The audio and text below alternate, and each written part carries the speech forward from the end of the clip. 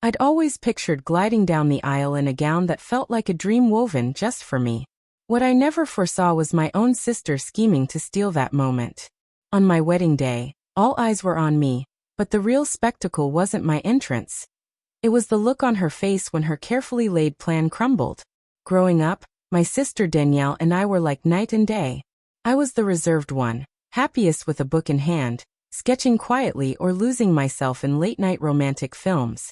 Danielle, though, commanded every space she entered. Her natural charisma drew people in. Teachers fawned over her, boys vied for her attention, and she never let me forget it. "Why do you always dress so plain?" she'd tease in front of my friends, or, "You'll never catch anyone's eye hiding behind those glasses." Her words cut deeper than I ever admitted, but it wasn't just her taunts. It was her constant need to outshine me. Like life was a race I could never win. If I earned an A, she flaunted her A+. If someone praised my style, she'd steal the spotlight at the next gathering. My childhood was spent in her shadow, and I mostly let it go. Then I met Alex, my husband, and everything changed. For the first time, someone truly saw me. Not as Danielle's shadow, not as the shy one, but as me. He loved me for it. Our love blossomed quickly, and within 2 years he proposed. I was elated. But the moment I shared the news at a family dinner, I caught that familiar glint in Danielle's eyes. The one that said she couldn't stand being out of the spotlight. "Engaged so soon?" she remarked, her voice dripping with false sweetness. "Isn't that a bit rushed?" Her words were polite but pointed. It didn't end there. Throughout the wedding planning, she found ways to undermine me. From the guest list to the floral arrangements to the menu tasting, she had a critique for everything. "Salmon? Are you sure? It might seem tacky," she'd say, her tone cloaked in concern but sharp enough to wound. It made me feel small again, like the little girl trailing behind her. But one thing I guarded fiercely was my dress. Since I was young, I'd dreamed of the perfect gown, graceful, understated. A dress that made me feel radiant without demanding attention. This was my moment, not hers. Or so I believed. When the day of my final dress fitting arrived, Danielle insisted on tagging along. "I'm your sister," she said. "Of course I want to see you shine." I wanted to trust her sincerity, but there was something rehearsed in her smile, a hint of something calculated. Still, I pushed the doubt aside. What sister would sabotage her sibling's wedding dress? As it turned out, that's exactly what she had in mind. The bridal boutique carried the soft scent of roses and crisp fabric, a place where everything felt fragile and sacred. My gown had just returned from its final alterations, and I'd been counting down the weeks to slip into it, to stand before the mirrors and see the version of myself who'd walk toward her future.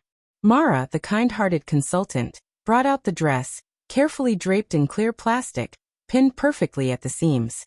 My heart leapt at the sight. Those delicate lace sleeves, the smooth ivory satin, exactly as I'd always imagined. But Danielle?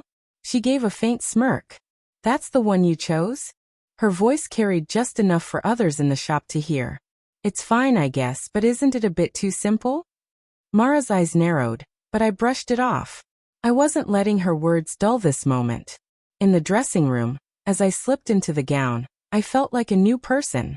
For once, I wasn't the overshadowed sister. I felt luminous.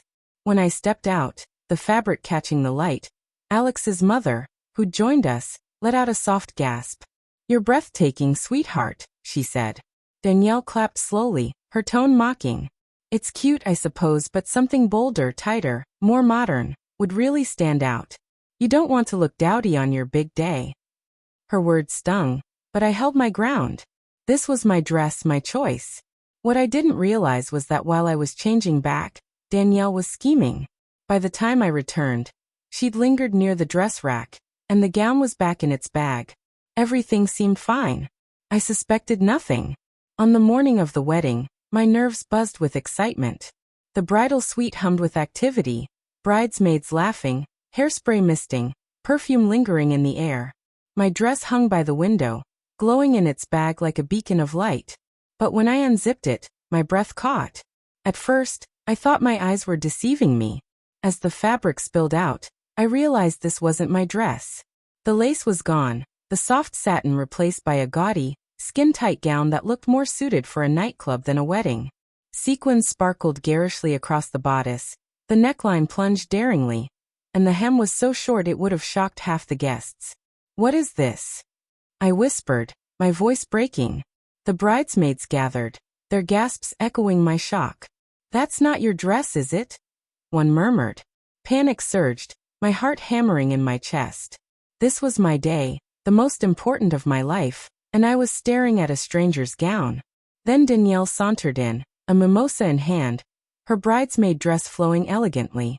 When she saw me clutching the sequin disaster, a faint smile curved her lips. "Oh no," she said, feigning dismay. "Did the boutique mess up?" Her eyes gleamed with something else. In that moment it clicked, the smugness in her tone, the way the dress matched her vision of flashy and modern. This was no accident. It was her doing. For a second, I was paralyzed, torn between screaming and collapsing in tears. But instead I went still.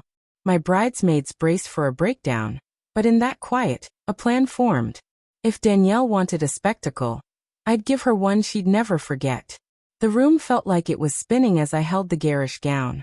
My bridesmaids were already reaching for their phones to call the boutique, but I stopped them. "No," I said, my voice steadier than I felt. "Not yet." I knew Danielle too well, her smirk, the triumph in her gaze. She'd orchestrated this to humiliate me, to make my day hers. But I wasn't going to let her win. I wanted to turn her game against her. While the bridesmaids fretted, I asked for a moment alone. Once the door closed, I called Mara.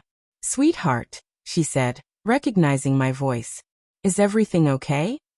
"No," I whispered. "I think my dress was switched." I explained the situation. After a pause, Mara's voice softened.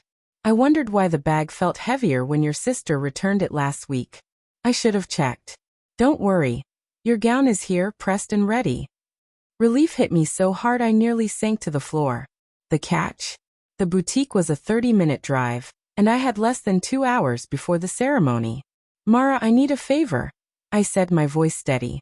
Without hesitation, she promised to deliver the dress herself. But as the wedding preparations swirled around me, another idea took shape. Fixing the dress wasn't enough. I wanted Danielle to feel the sting of her failed plan, to watch it unravel publicly. So I set my plan in motion. I told my bridesmaids to act normal and keep the dress switch quiet. They exchanged nervous glances but agreed. Then I pulled the photographer, a trusted friend, aside. "When Danielle checks on me later," I said, "pretend you're taking candid shots of the bridesmaids helping me into the gown. Make sure she sees it." The goal was clear. Let Danielle think I was about to wear her sequin trap. Let her revel in her supposed victory. Then pull the rug out from under her. Sure enough, Danielle swept into the bridal suite soon after. "How's my stunning bride?" she purred, her eyes flicking to the garment bag. The photographer played his part, snapping photos as the bridesmaids held the sequined gown against me, pretending to help me into it. Danielle's smile grew, smug satisfaction radiating from her. She thought she'd won. What she didn't know was that Mara was speeding across town with my real dress. As Danielle left, convinced her scheme had succeeded, I felt a shift. For the first time, I wasn't the sister in her shadow. I was in control. When Mara arrived, carrying my gown like a precious heirloom, I nearly wept with gratitude. The dress glided over me, fitting perfectly, its soft glow reflecting the real me. Danielle was about to learn what it felt like to be outmaneuvered. As the ceremony neared, I gave the photographer one final instruction. "When Danielle sees me in my real dress, capture her reaction." The church bells rang, deep and resonant, as guests settled into their pews. The soft hum of voices mixed with the quartet's music near the altar. Hidden from view, I stood with my father, my heart racing beneath the gown's corset. He beamed, oblivious to the morning's drama. Inside, the bridesmaids glided down the aisle, their dresses shimmering on the marble floor. Danielle, near the front, looked flawless, her smile radiant to everyone else. But I saw the smug glint in her eyes. She thought her plan had worked. The music swelled, signaling my moment. As the doors parted, light flooded the church, catching the ivory fabric of my true gown. Gasps rippled through the crowd. My father's grip tightened as we stepped forward. All I heard was the rustle of my dress, the music, and my heartbeat. Then I saw Danielle near the altar, her bouquet in hand. Her smile froze, her eyes widened, and her expression shattered. The photographer, as instructed, captured every moment of her shock. She'd expected sequins and scandal. Instead, she saw me, radiant, confident, untouchable in the gown she'd tried to take from me. I kept my gaze forward, but inside I relished it. Every step down the aisle reclaimed my moment. Every gasp from the guests proved this day was mine. Alex's eyes welled up as he saw me, and his mother whispered proudly to a relative. There was no hint of scandal, only admiration. Danielle couldn't hide her defeat. Her face paled, her grip on the bouquet so tight her knuckles whitened. She even glanced at her own dress, as if checking she still looked presentable. But it didn't matter. For once, she wasn't the center of attention. She was a bystander to her own failed scheme. At the altar, Alex whispered, "You're perfect." His words anchored me, proof that no one, not even Danielle, could steal this moment. The ceremony unfolded with warmth and joy, vows exchanged, the priest's words resonating. But I caught Danielle's reflection occasionally, her glow dimmed, her smile gone. She looked diminished. During the post-ceremony photos, I ensured she stood beside me in one shot. The one where my gown shone and her face still held that flicker of disbelief. That photo became my favorite, not just because I looked radiant, but because it captured the moment I took back control.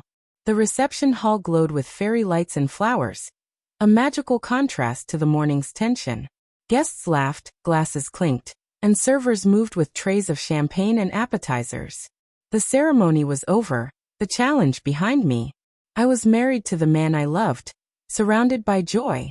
But Danielle lingered near the bridesmaids, her smile forced, cracks showing.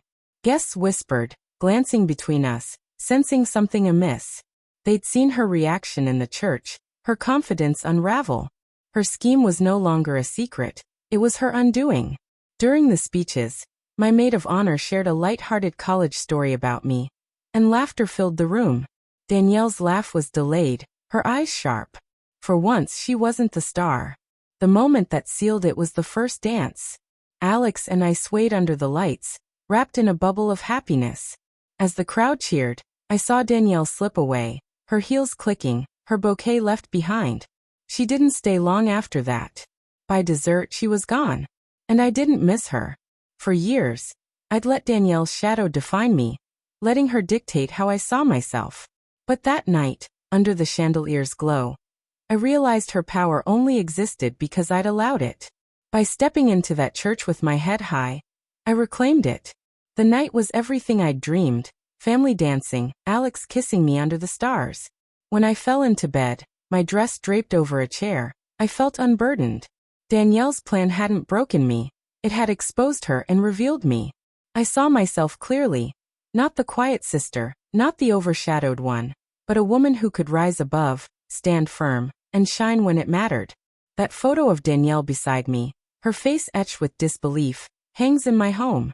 Not as a trophy or a jab, but as proof that no matter who tries to dim your light, it will always find a way to shine through.